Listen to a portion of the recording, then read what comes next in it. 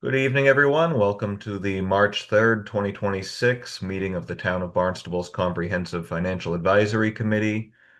I'm the chair, Chris Lozon. In accordance with Mass General Law, Chapter 30A, Section 20F, any member of the public is welcome to record this meeting as long as they make themselves known to the chair. Is any member of the public present who wishes to do so? Seeing none, we will do the call to order. Jim, do you mind doing a roll call? Of course, I'd be happy to. Lillian Wu, Here, Chris Lozon, Here?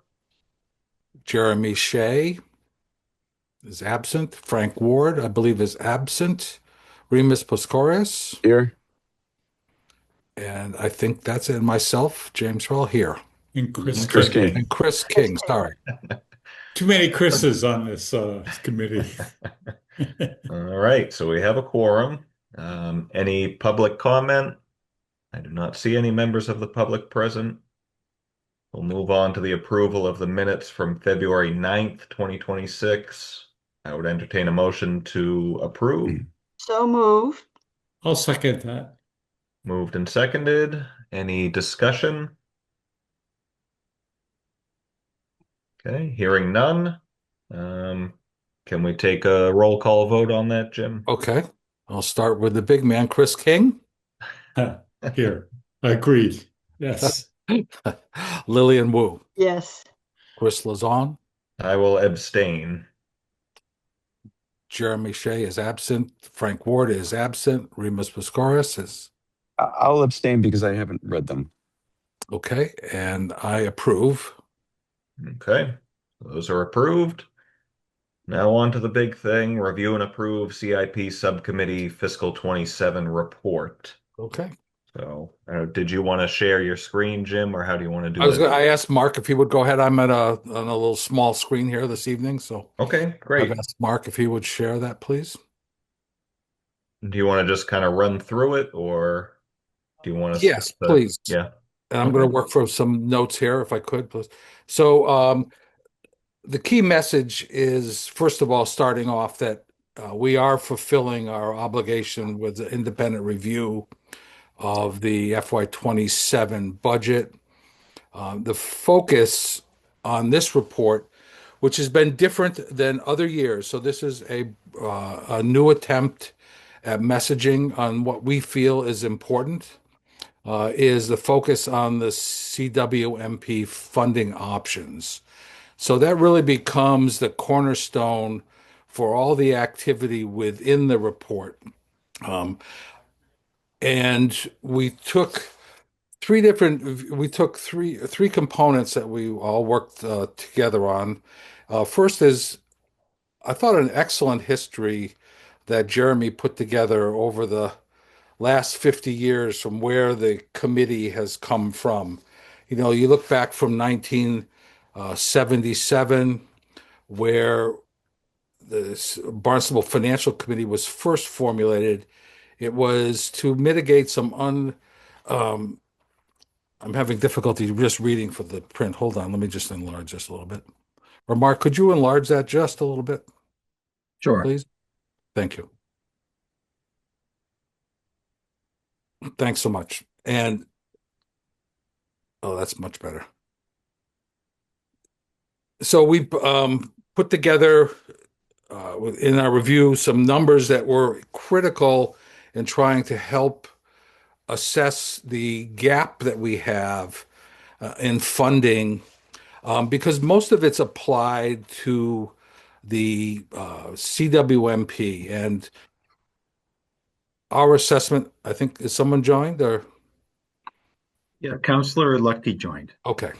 Our assessment is that there's a $589 million funding gap, and it's primarily because of the CWMP. And as we looked through a range of options, we took at revenue tools, if you will. So if you want to just scroll down a little bit, um, and we looked at three different components: debt exclusion, the WIF, fund, the Water Infrastructure Investment Fund, and the Multipurpose Stabilization Fund. And we looked at all three of those carefully, and we recommended that the town take action by this spring on the one of those options. Along with that, in our analysis of the CWMP, we also feel it's important that the sewer assessment equity be taken a look at. There was since the beginning of the CWMP, there has been the capability to increase the assessment based on construction cost index. That's never been invoked.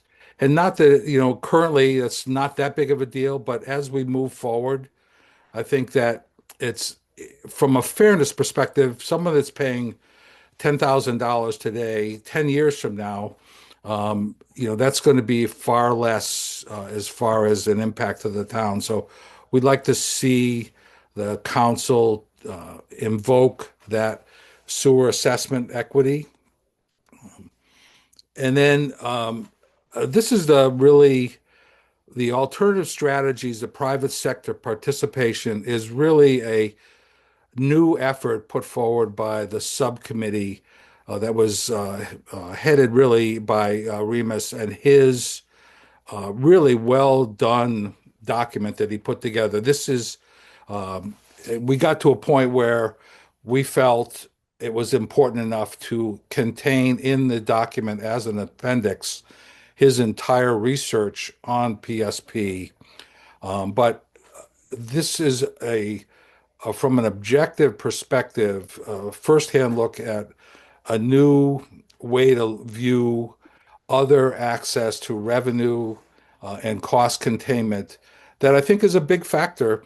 Rather than just raising taxes, what for revenue, this really takes a look at our whole composite from the town perspective. And obviously, we'll go through this more thoroughly. But I just wanted to applaud Remus for the work that he did here. It's new thinking, and hopefully that the committee tonight will get a chance to appreciate the effort that was put in here, and hopefully find a way to work with the town manager and town council through this to see if we can't include these strategies as we move forward. So that basically is kind of a rough overview.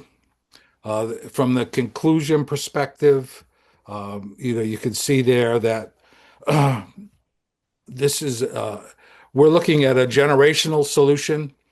This isn't a 5-year or 10-year plan. This is a generational solution that we think we're at the point within the town of financial makeup that it's absolutely critical that we look at a bigger picture here.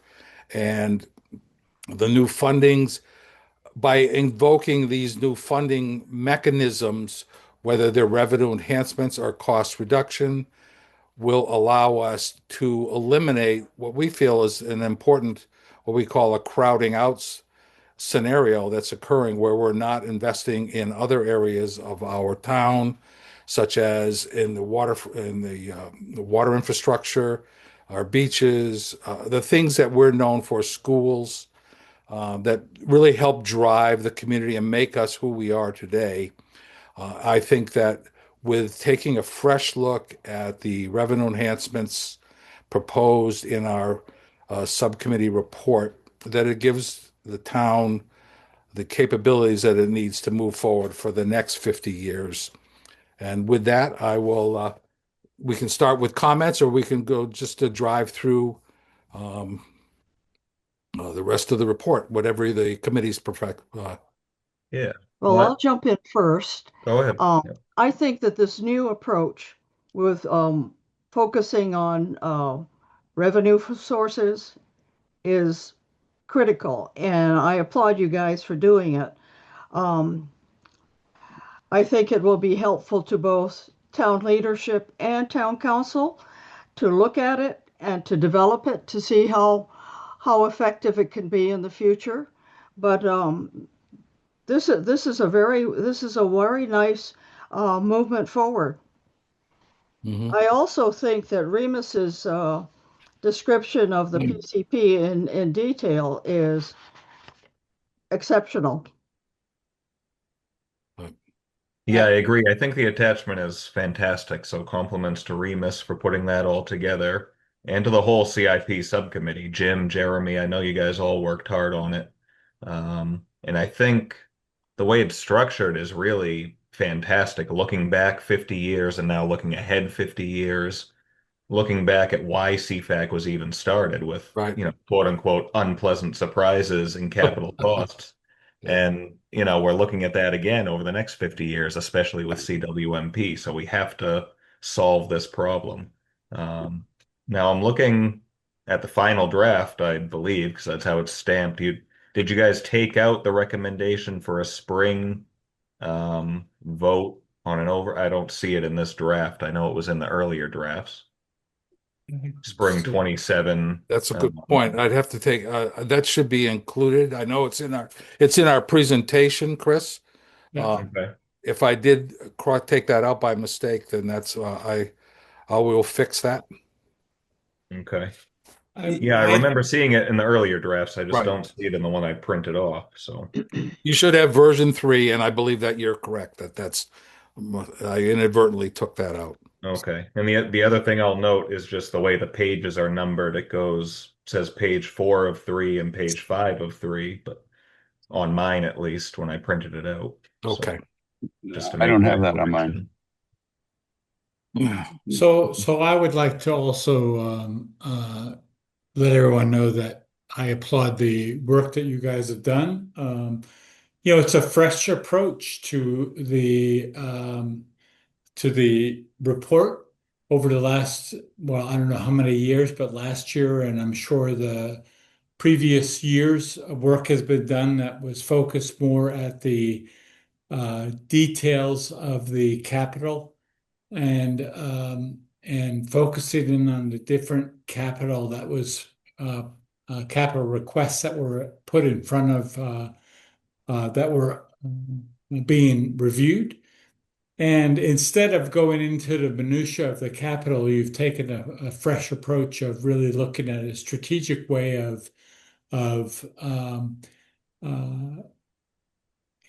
stepping through the strategy of how the town council should approach looking forward. And other than the was it PCP um, uh, the outside participation in driving revenue. We've discussed all of the items, Correct. That's a but good point. Yeah. however, if I'm saying that right, the PCP is new and PSP. PSP, thank you, is new. And I think that the way it was presented helps the town council not have fear about opening up the town of Barnstable to third-party participation in generating revenue for the town. There's that area brings the area of opening up third party is an area of risk. And I think the way that you presented it in the measured approach of the 3 different ways of generating revenue for the town to cover the CWMP helps the town really look at what are the choices and then to feel comfortable with the risk. So very good job. Thank you.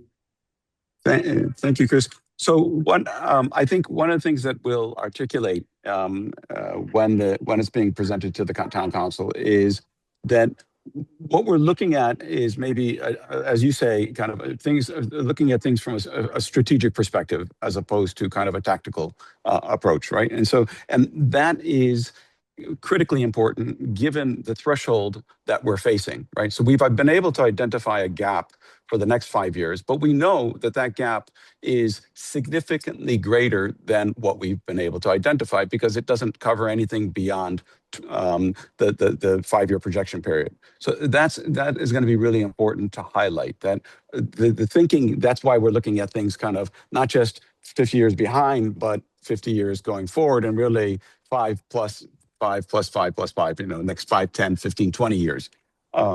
That's really important. And I think the idea is not that there's one solution, right? We have to look at this programmatically and from an integrated fashion, right? We're already using private sector participation in the town of Barnstable. Right? And there are lots of municipalities that have successfully used it in different ways than what we're doing now. And so it's given the threshold that we're facing, it's a really good idea for us to kind of think about things, as you say, in a measured fashion, thoughtfully, around, okay, what serves the town best, right? From a financial perspective, a technical perspective, a service delivery perspective, and how can we integrate these various different initiatives in a manner that's going to serve the town in the best way that we can. I think that if when we initiate the PSP for the first 5 years, uh, looking back at the success and the risks, I think we will build on itself. Right. Exactly. Absolutely. But again, it's a complimentary. I mean, without his field of expertise, we would have never been able to explore something in this level of detail. So, again, we just wanted to say thank you, and also, just bringing up the idea when we first talked about it, I was opposed to it. I just thought we should be doing things the way we've I don't always remember done that. and we do things the way we've always done things. But it's refreshing, and it's a nice way to look at it. And I think it carries the storyline that Mark has started in January. We carry that forward with a little more logic, so a few more alternatives. And I think it will give the council a lot to think about. And hopefully, with our action request of this spring of 2027, um, then that should give them enough runway to be able to make a decision on what they feel is best for our community. Yeah, I Well, mean, this is a very good report. I have one very mundane suggestion. Should you have a cover page? Yes, there will be. Yes, Yeah, okay. at some point. Yes, Yeah, yeah, and thanking our finance director as well. of course. Um, Counselor Lucky, do you have any comments? I don't know if you had a chance to look at the draft. If you're still there.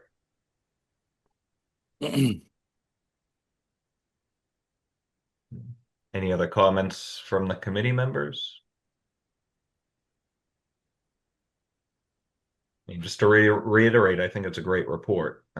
So I think with the addition, re-inclusion of that, action item for the referendum for the spring of 27 and a cover page, as Lillian said, I think it's really all set. Okay. Eddie, did you have anything you wanted to say? Yes, sorry, I've had problems. One thing, just to point out to you guys, if I hadn't had an email from you guys as a member of the public, there's no way I could have gotten into this meeting. That's why I was late. I was trying to find an agenda. It's not on the calendar. I looked on, the website where, all the committees are. There's no agenda there. So nobody from the public could possibly get into this meeting. So that's just one thing. But I agree with everything that's been said. I've read the report. I think it's amazing. It's a good wake up call. It's written in a very kind of high tempo way that does kind of startle you a bit, which is a good thing because this is what needs to be done. And again, as I say, you've said all the things. What has been happening is kind of regurgitation of the CIP, but this really is the kind of thinking that I've been looking for a long time.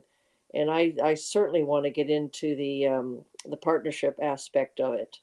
The normal tools, so to speak, are, going after our taxpayers who are already pretty weary of this stuff already. But it's good. All of it's so good. It's exactly what we need. And is this going to be presented then? Are you guys going to present it to the town Yes. council before too long from now?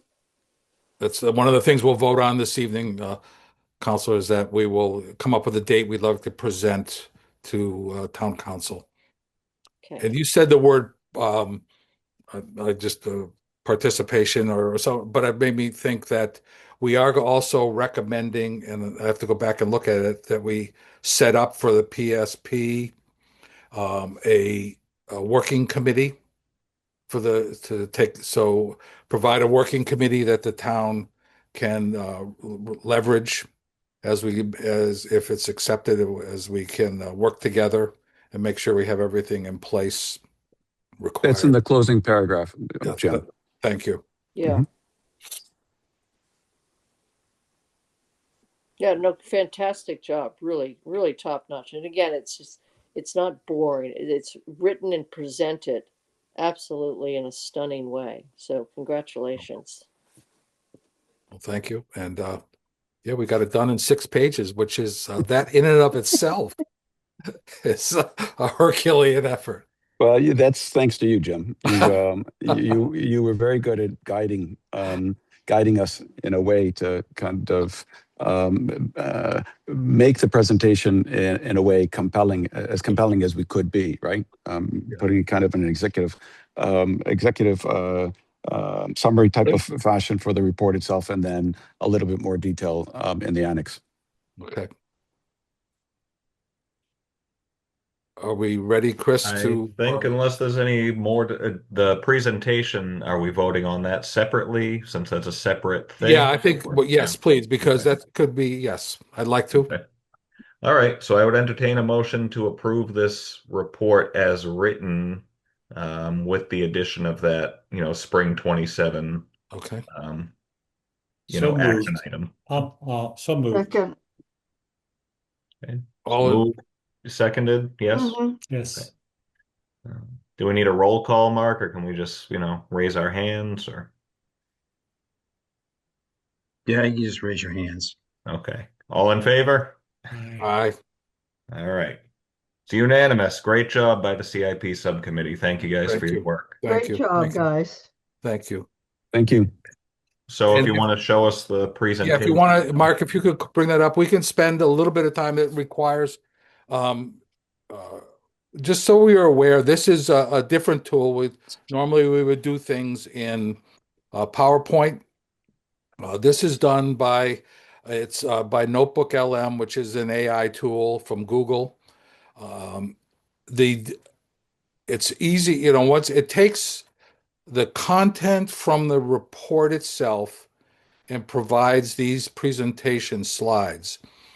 The interesting part about them is that it does a great job in producing, but once you start to revise them, they can become rebellious. And so it will be, and Remus and I have had this conversation. You can't think of it like a PowerPoint. I can incorporate lots of changes, but by and large, if it doesn't suit our bill, we'll just abandon it and go to our standard PowerPoint presentation. So there's no pride of ownership here. I just thought I would offer something different. That's all. And so again, this starts off with just basically the capturing Jeremy's opening story, which talks about where we've come from for the last 50 years and where we're headed in the next 50 years and how we are trying to transition this fiscal policy from one of routine oversight from what the Barnstable Finance Committee and currently the Comprehensive Financial Advisory Committee to something that is providing long-term financial resilience. Next slide, please.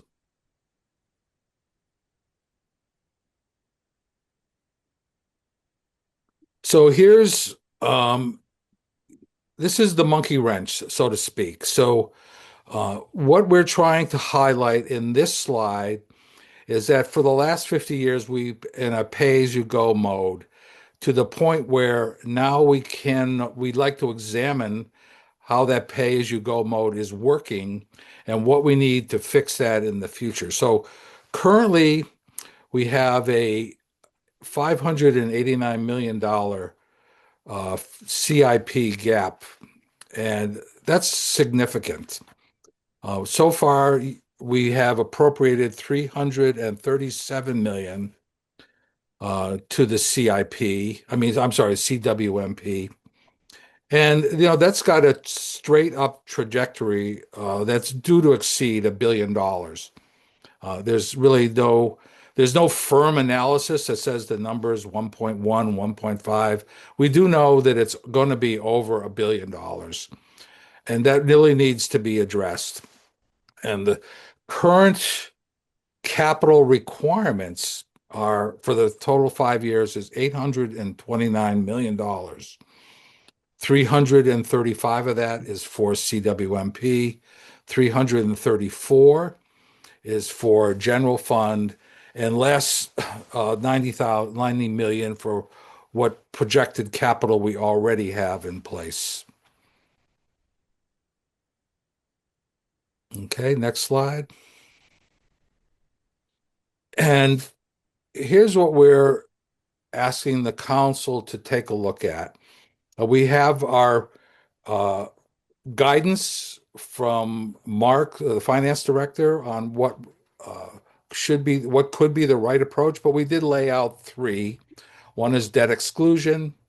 The second is WIF, the Water Infrastructure Fund, and then finally the stabilization fund. Each one has its own merits. It's our guidance from Mark that the debt exclusion is this most solid approach. I like the stabilization fund, but only because you could get to a project by project basis when you provide capital for the funds. However, the real drawback, which is a real cautionary drawback, is it has to be approved every year by the town council. And of course, a change in council members could have a significant impact, which saw on a program that may have been started 5 years ago. So I think, again, we'll present these three options. We know that what Mark has presented on his January slides, but again, these are a range of stability funds that the council can choose from. Next slide, please. And then Jim, talk. just on that slide, I think it'll be important. Sorry to butt in. Right. Yeah. Anybody can chime in. Sorry, I should have said that earlier. I think it'll be important to reflect the Mark's request of the committee to do a kind of a deeper dive into the debt exclusion. So just acknowledge that for the council, right? That this has been requested, and the committee has agreed to conduct that analysis. Okay, well said. Thank you. Mm-hmm. And then this is a pictorial representation of what we spoke about earlier. So as we're talking in the background, these will be the slides that'll be on the screen. And here's again where we speak about the assessment, the sewer assessment equity, and how there's a vehicle there that we need to invoke where the construction costs can be carried throughout the life of the program and allow us to have an equitable assessment for all those who have joined into the sewer program. Next slide, please. I'm sorry, Jim, I was on mute. If you go back to the sewer assessment, this is a point that I'm trying to understand is this is an individual point. The fairness doctrine has implications to individual homeowners. And so if I were to read through the lines of this, what it's saying is that those that connected early on with the sewer paid $10,000. Correct. And to have it stable is unfair to those that joined early because it costs more. And so Correct. there's going to be some carrying costs that are unrealized unless the new connections pay more. Did I understand That's correct. this? That's the thought. That's the a premise that we're operating on, that it's would be an inequitable adjustment to have people who joined early be paying more than those that joined later. Okay. So just a thought is that I think there needs to be a little bit of salesmanship that goes here. How do we position this so that the late adopters, not because they were of their own decision, but because of the way that the sewer was laid out in terms of the pumps and pipes, the late adopters are going to end up paying more. How do we sell that? And that It's could be a backfire. I'll let Mark speak to but it's already on the books that there is a cost construction impact that Okay. it's just never been invoked. And if I said that, hopefully I said that, Mark, correctly. Yeah, in the existing sewer ordinance, it states that, it is capped at $10,000, but then the town council can make an adjustment to that as frequently as they want to based on a construction cost index. Okay. So it recognizes inflation. And so, you don't want somebody paying $10,000 today, where the cost of things have gone up substantially versus where they were 6 years ago when we started. The flip side of looking at it is those who connect later and pay the same amount are implicitly getting a subsidy from the town. Right. A larger For one. Yeah. a large, yeah. So yeah, absolutely right. Thank you. A larger subsidy for the town by virtue of the fact that they're getting connected later. Yeah. And remember, so we're just trying. everyone is being significantly subsidized with a $10,000 sewer assessment right now. So and what we're trying to do is to equalize that. Right. No, I understand. I think it's a good premise and it's a good statement. I'm just concerned about selling it. That's all. Mm-hmm. I think if we look at it not from inflation point of view, we don't sell the inflation, we sell the subsidy, making sure that everybody's getting the same subsidy, right? That's is an easier sell, I think, than the flip side of saying, well, people have to pay more because construction costs are going up. Right. Okay. Thank you. But that's a good point, Chris. Thank you. Next slide. And Remus, I'll ask you to, this is different. This may or may not be the right approach. We were having discussions behind the scene on whether or not the slide is appropriate, but the way it is, could you? So there's kind of two sides to this, right? One is the left-hand side is private sector participation offers us an opportunity, right?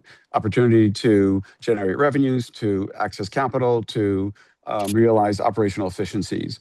So that's kind of one side. The second side, where I think I'd like to see some work done on the second half of the slide is the balancing is not balancing public service versus economic value. It's balancing public service with economic stewardship. And that balancing requires us to manage the key risks that were set out in that annex, which are political and public trust, equity, and access to infrastructure. And that would also include kind of assessing this public service that's being provided by the enterprise funds versus their intrinsic asset value, and making sure that those are aligned. The fiscal risks and financial exposures of going with private sector participation or staying kind of in a status quo scenario. The operational and service quality issues, implementation and management capacity issues, which are not insignificant, right? We need to make sure that we've got the right capacity in the town to be able to design these programs and to manage and monitor them going forward. And then, of course, the legislative and regulatory risks associated with. And then kind of underlining both sides is the key way to manage these risks and issues include a proactive public engagement, right? So the public needs to be on board with this because it otherwise can backfire. A clear statement of objectives of what is it that we want to achieve, and answering some of those questions that are set out in the report. The town council answering some of those questions will be really important. Making sure that the contractual provisions and the regulatory framework is robust, right? The staff training and capacity building, and then incorporating as appropriate independent technical, financial, and legal advisors. So I have some ideas around how to kind of adjust this slide, Jim. If we can't do it in this learning model mechanism, then maybe we just slip in a We'll PowerPoint. figure it. We'll figure it out somehow. Yeah. Great.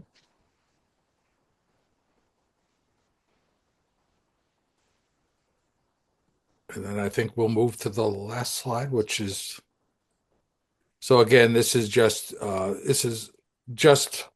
trying to summarize all that we just talked about, the crowding out effect. It's significant. I mean, if you have had the opportunity to listen to the capital requirements from different departments within the town, there's a lot of that's being excluded because we do not have the funding. Not that there's always one panacea, but the fact is, with our schools and our other portions of our community that are strategically important, we need to be able to develop these new mechanisms to allow us to have funding that will carry us into the future. And so this is the intent of between the combination of the report and then the presentation is to give a vision to our town council that there's been considerable thought over the years on an approach. We're now crystallizing this and asking them to take action by the spring of 2027 and be on the ballot. And that will be at this point here, that will be the conclusion of our presentation, and we'll be there to take questions. So, Jim, on this slide, I just have one comment. Me, may want to think about replacing the word fixing, because really what we're doing is expanding right. Expanding and installing. Yeah, it's not so much So fixing. the way my vision for the slides is that we'll work this at the subcommittee level, and so there'll be obviously nothing in the slides that are not contained in the report. But this is clearly something that Jeremy, Remus, and I, along with Mark, will be working on to make sure that they're meet the literal intent of our report, but only as a tool to allow us to communicate ideas at a high level during our presentation. Yeah, I think the visuals of that report are fantastic. So, or the presentation, I mean, Yeah. in conjunction with the report, I Mhm. think that'll go over very well for the town council.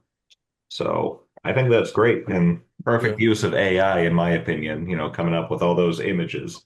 Well, yeah, it's a start. It's a start. It's not, it's, again, uh, yeah, it just is an approach. That's all. Yeah, no, I think the graphics of, the wrench. I like the wrench Yeah, images. yeah, CWMP is throwing a wrench in the town's right, budget, and we need to fix that. right. So, no, I think that's fantastic. When were you hoping to give this presentation? I'll let Mark speak to that, but I think we'll throw out a date. So I think the public hearings on the capital improvement plan begin on March 26th. And so I think the plan is to have CFAC come to the March 26th meeting to do their presentation. I'll ask the council president if he'll entertain the committee, because typically you've provide a brief presentation at the beginning of the public hearings every year. So we'll plan for that in the 26th. As far as the report goes itself, once I receive the final draft from Jim after a couple of suggested edits made tonight, we'll provide that to the town council as soon as possible. So we'll have that in advance of your presentation, which we'll attempt to get on for the 26th. Excellent. Chris, the last time we did this, the president opened up just with a few brief comments, and then Jeremy and I sat at the table. Right, so there'll be three of us. So there's a table that, and I prefer to do it that way than have people get up and down at a podium. But there's a table that we'll work off of, the three of us, and go from there. So it shouldn't take more than 15 minutes, I think. Excellent. Run through that. So do you Can I, guys want to work on the presentation and bring it back to us like at our next meeting, or what are your thoughts? I'm happy to. I don't think we need a vote on it, is my opinion, but I'm happy to make sure that everybody sees it before it gets presented. one thing I'm going to ask you guys, have you looked at the town council meeting where the 10,000 was adopted? Have you gone back and reviewed that video?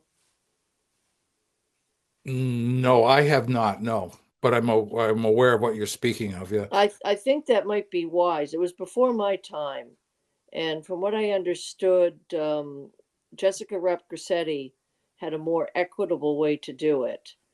And I and then I think it was Eric Steinhilber who pushed through the 10,000. Again, it was before my time, but from what I understand and talking to people who have watched it or are familiar, I mean, it was a very dynamic way. And I know there was some comments when you're doing the presentation. It's not about just the cost.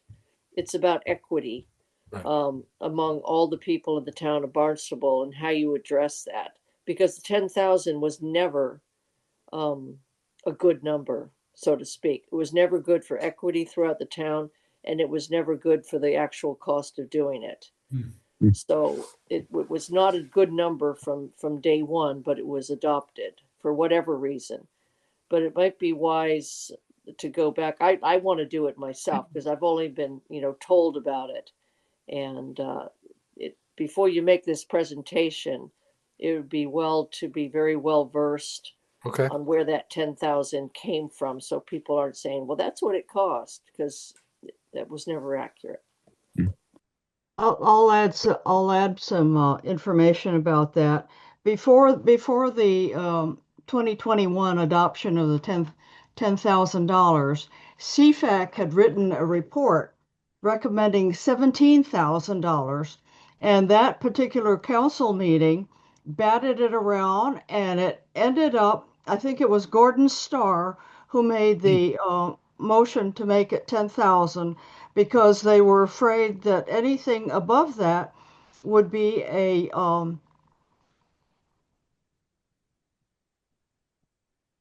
too much for the regular homeowners.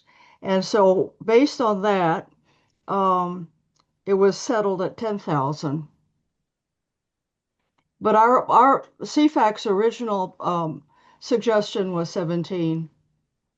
And Lillian, that was based on what? Was that based on cost or based on some other factors, the 17,000. I really can't tell you on what it was based. We were asked to look at uh, the CWMP, and we wrote it. We had a rigorous committee discussion, and we decided how, I don't know. We probably picked it out of the air, but we decided that it sounded equitable and reasonable. Yeah, we came up with that number and presented it to CFAC for your analysis. It was really what we were trying to do is measure affordability, trying to keep it affordable, but also trying to keep it fair. Because even at $17,000, everybody was being heavily subsidized. When you look at the individual projects and the number of properties that are going to be sewered, you're talking in north of $60,000 to $70,000 per property if we were to fully assess the cost of the build out of the system onto individual property owners. And so, realizing that that was never going to fly, we looked at what's the cost of replacing your Title V system if you had to do it at the time? What's affordable? And affordable is very different for different income sectors. And so, we tried to think of that, what was fair as far as, from a subsidy standpoint. And the other thing to keep in mind too, that we try to take into account is that when, your home gets tied into a public sewer system, it makes it more marketable. And it could potentially attract a higher selling price if you were to sell. If you had two houses very similar to one another side by side or in the same neighborhood, and one's hooked up to public sewer and one isn't, chances are the one hooked up into public sewer is going to command a higher price because you don't have that major piece of infrastructure sitting in your backyard that's going to need to be maintained or replaced eventually. So we took a look at all of that, came up with the recommendation, gave it to CFAC to look at, and CFAC agreed and made the same recommendation to the council. Is it possible you can circulate that report to us, Mark, so the subcommittee can see that? I think it has been circulated. I think Yeah, Lillian we did circulated that. it. I think it's I part seem of the was to. it? 2021 Okay. report, Mark. Yeah. Yes, I can dig it Yeah. up again and yeah, I'll send it out Yeah, to just to everybody. make sure they've seen it before Yeah. they give their presentation. Yeah.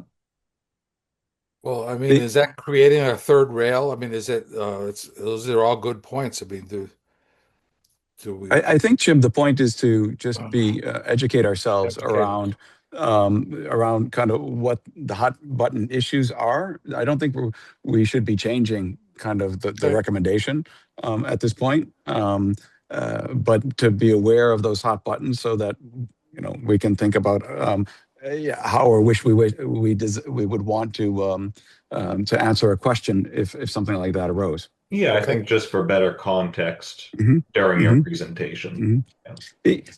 Mark, if I may ask, when does the CFAC report get published to the public? When is it made available to the public? At the same time it goes to Same time, council? yeah, we'll put it on the town's website. Okay. So it's publicly available. Yeah. I mean, the other interesting point that you've just pointed out in terms of context, right, which I think is really important in the context of looking at different ways of looking at things, is this $60,000 to $70,000, right? If per connection, if we are to look at it solely from a traditional tax perspective, right, the taxpayer is paying for it, right?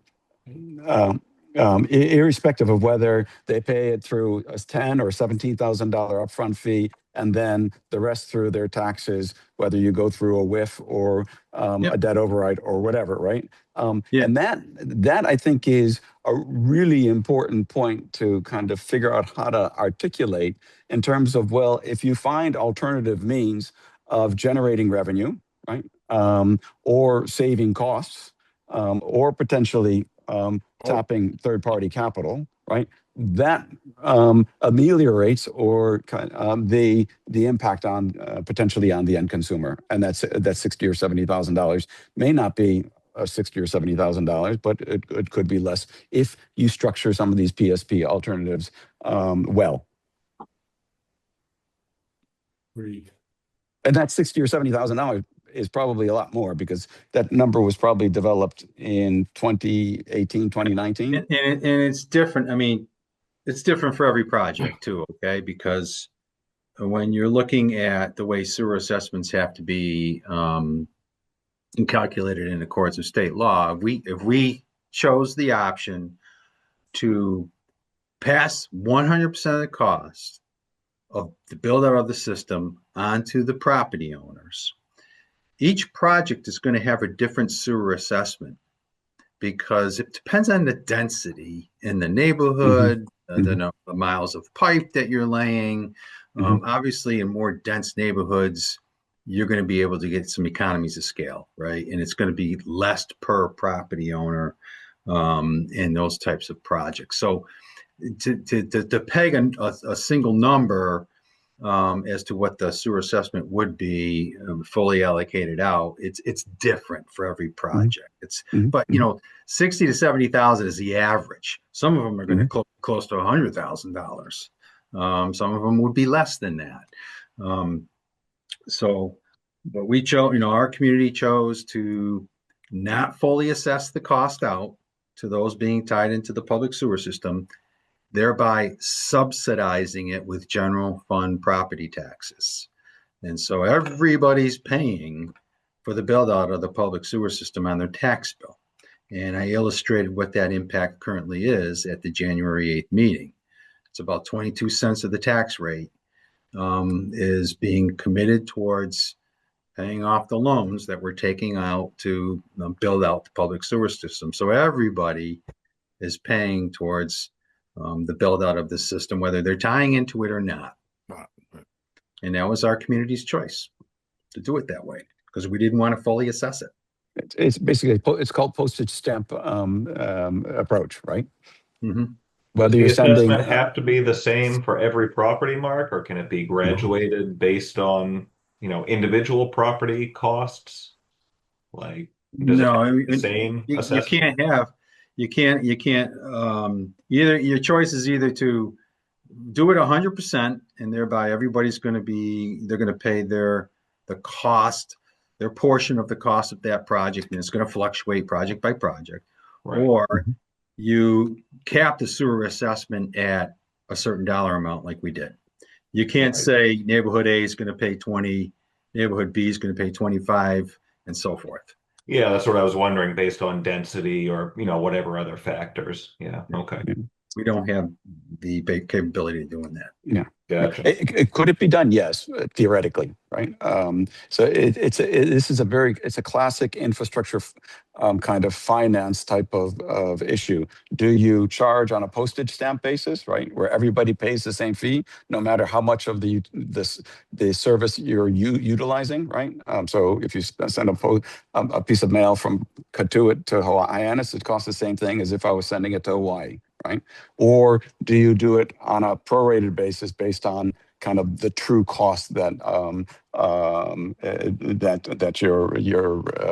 you are consuming of the service? Right. Yeah, I just meant in accordance with state law, does it precludes us from assessing differently based on density of neighborhoods, or it has to be either 100% or a capped subsidy for everyone? Yep. Mark, okay, sorry. I've got a question. What is the status of the systems development charge? We don't have one. I know that when we worked on the CWMP financial management plan, CFAC decided that we shouldn't have one. Yeah, and there isn't one in place. It was felt at the time when we were putting the sewer ordinance in place that was just another charge to the homeowner. It was piling on. You know, they had the sewer assessment. They had the connection costs they were responsible for, and it was felt that we didn't want to add a third charge or a fourth charge, because you got the user fee now once you're connected to the system, and then the fourth fee would be a systems development charge. And we had, a consultant provide us what that reasonable or what a systems development charge would be based on industry standards, the way they calculate them, and it wouldn't generate a lot of money for us anyway. So it was just a small sum of money, wouldn't change really the financing of the overall implementation of the plan, and it would just be another, $1,600, I think it was, tacked on to Yeah, the I think whole. that is correct. So we did not do one. So yeah, it's does not Thank exist you. currently.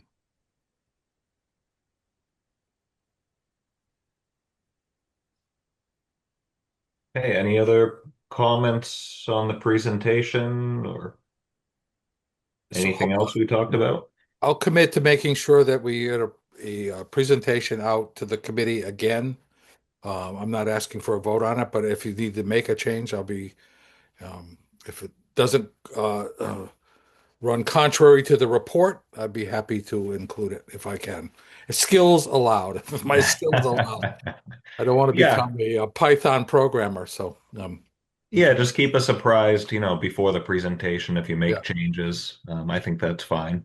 So, so you guys are still planning on doing Tuesday meetings, the subcommittee, until, I think we're done. oh, okay. Unless well, yeah, I I think thought you we're had done. said you were going to get together to work Yeah, on that again. it probably merits having one more preparatory meeting just to make sure that we're all aligned in terms of how the presentation is going to take place. So today is the 3rd. We have the 10th I or think the Yeah, if are you you guys feel available that's that, necessary.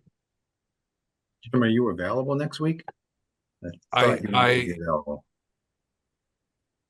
I am not now that okay, but You I do the could following week. 17th I could do. I won't be around, but I will ask Gareth to host. Okay. I'm not Irish, so I won't be drinking beer. Oh, that's right. I'm sorry. That's St. Patty's Day. Does Oh. that change your answer, Jim? Are you available No, still? I'm But Jeremy, that might change his answer. We have yeah. to ask him. Okay, like I said, just keep the rest of the committee apprised if you We make will. any changes, and I'll certainly try to be there at your presentation anyway, and I encourage the rest of the committee to try to be there in Great. support. So, anything else on the CIP report or presentation? No. All right, so moving on. Any correspondence from committee members? No, hearing none. Communications from staff. Mark, anything to communicate? Our next full committee meeting is next week on the 9th. And on the agenda, we're going to be adding the overview of the general fund operating budget. We've provided you the projection several weeks ago. We'll go over an updated projection, and then we'll soon be meeting with department heads to review their FY27 budget requests. We'll get you a copy of what all the additional funding requests are, and we'll start that conversation. We should begin having the operating budget subcommittee meet, and I'll need to know the frequency of what those meetings would look like, as well as the day and time of the week. So I think I have from members on the operating budget subcommittee, Lillian, Chris King, Chris King and Frank Frank Ward. And Ward. Frank. Yep. Yep. And so if Lillian, Chris, if you could get together and give me an idea of the day of the week and the time of the day, and if you would like to meet weekly, I'll set those meetings up. Great. Great. Anything else? That's it for me. Okay. Betty, anything from the council you want to communicate?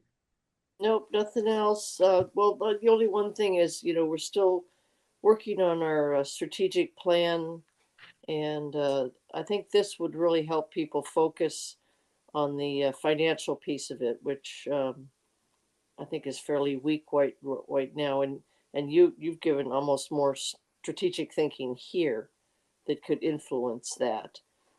We have yet to get together as a council to finalize. So I think this will be very helpful for the counselors to see. And when is the date again that they're going to see these The 20, presentations? The 26th, 26th. March 26th. Yep. Okay, then But we might the, want to think about having our strategic planning or just for the town council after that, because I think it would really help inform people's insight into what the real issues are. So this is great. Thank you. And you'll have the report sooner than the 26th. That'll probably be, I would think, Jim, by the end of this week, you'll have the final version, or next Should week. be. Probably, yeah. It'll be early next week, Mark. Okay. So Okay. early next week, we'll have a full report to the council. Right. But we won't have the presentation slides finished yet until those will come out the 26th. Okay, good. Okay. The other thing, do we have another member in the pipeline still? I thought I had gotten an email about a new member. I don't know if the council has voted on anyone or not. I'd have to look back, but Council has not, I haven't seen anything before the town council for a new member on CFAC. okay. I thought I had gotten an email from I don't know if it was Yes, who it I was. think Cindy may have emailed us an application, but they may not have been vetted by the appointments committee yet. So they Okay. haven't shown up on a council agenda. Gotcha. All right. Anything else from anyone? Hearing none, I would take a motion to adjourn. So moved? seconded. Moved and seconded. Can I get a roll call vote, Yep. Jim? Lillian Wu, Yes. Chris Lazon, Yes. Remus Pascares, Yes, yes. Chris King, Yes. and I'm a yes. All right. Thank you guys.